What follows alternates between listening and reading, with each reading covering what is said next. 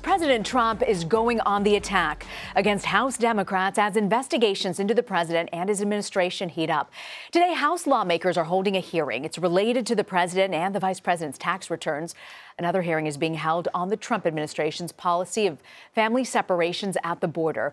At the same time, House Intelligence Committee Chairman Adam Schiff announced this week that his panel will expand its investigation into the president and his business ties. In response, the president tweeted today, presidential harassment. It should never be allowed to happen again. But House Speaker Nancy Pelosi says Congress has an obligation to conduct oversight. We will not surrender our constitutional responsibility for oversight. That would make us delinquent in our duties. Joining me now, Hunter Walker. He's a White House reporter for Yahoo News, and he joins me now. So, Hunter, the president claims that there is no reason to look into his financial aspects, his personal aspects of his life, and says that it's never happened before. What exactly is it that Democrats are hoping to achieve with this?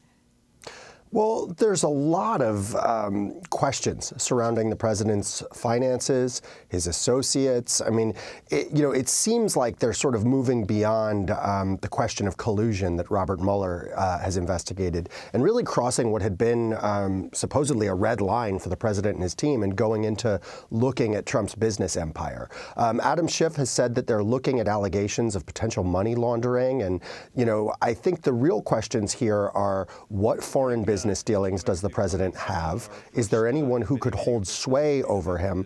And, has everything that happened at the Trump organization been above board?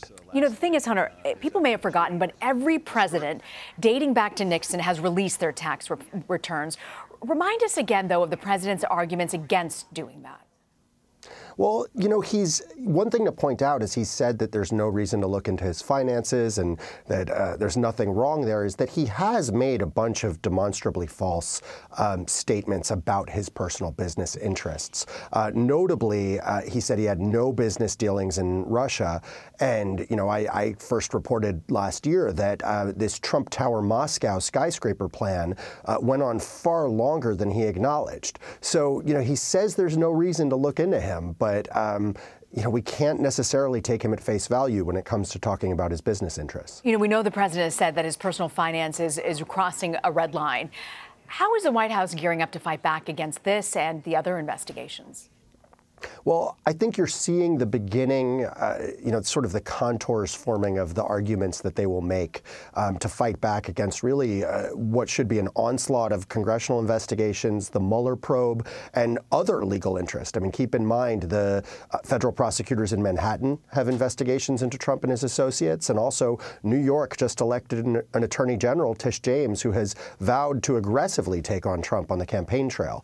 So when you see these tweets, presidential harassment, I think that's going to be one of the central arguments they make, that this is all politically motivated and preventing him from doing his job. And you also saw some version of that in the State of the Union, where the president said, we don't need these investigations. We need to kind of focus on unity and making the country great.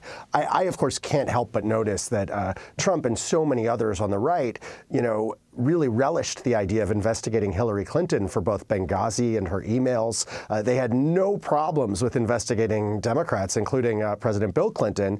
And now all of a sudden we're talking about presidential harassment and, the idea that the oversight function is just, inherently political. And we know that Democrats are treading lightly on this. They have not officially requested his tax returns. They've been pretty judicious with their subpoena powers so far. What's at stake for Democrats here? I think there's a lot going on here. 2020 is in the offing, and I think they don't want any backlash. They don't want to be seen as doing a politically motivated attack.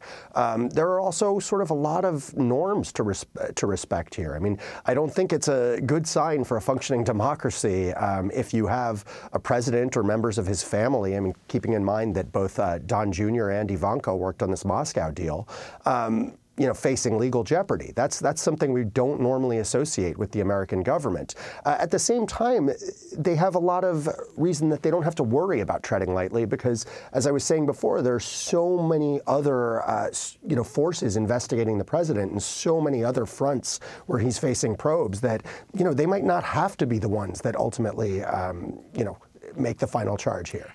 But yet, Hunter, at the same time, the president has said that in his State of the Union, there can't be legislation with investigations. Is holding up lawmaking because of these investigations something the president can really afford to do politically at this point? I mean, you know, I don't think we've seen a lot of legislation recently coming off the, longest shutdown in history. So, you know, I think we're going to kind of see in the next week or so if government's able to avoid a shutdown for the second time, whether or not, they're capable of doing these investigations while also, going through the normal course of business. And that really remains to be seen. We definitely have not been seeing a fully functioning government with business as usual. Hunter Walker, Hunter, thank you very much for joining us. Thanks for having me. You bet.